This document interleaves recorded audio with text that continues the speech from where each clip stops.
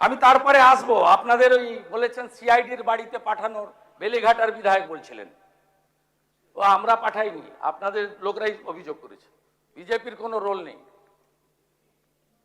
এটাতে। কি আছে আপনাকে বলে দিচ্ছি।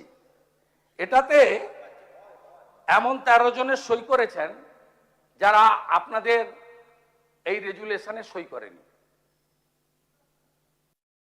আমি বলিনি, আপনাদের এমএলএরা অভিযোগ করেছেন, বিধানসভার সচিব পাঠিয়ে দিয়েছেন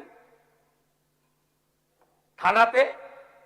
থানা থেকে যেহেতু অনেকগুলো জেলা যুক্ত ছিল, কলকাতার উপরে নয়, তাই কলকাতা পুলিশ না রেখে সিআইডি কে দেওয়া হয়েছে। আর সিআইডি যখন হ্যান্ডরাইটিং এক্সপার্টকে নিয়ে গেছেন, তখন দেখা গেছে 13 জনের অরিজিনাল সই নয়, যার মধ্যে 3 জন অন রেকর্ড সিআইডি কে বলেছেন যে সইগুলো আমাদের নয়।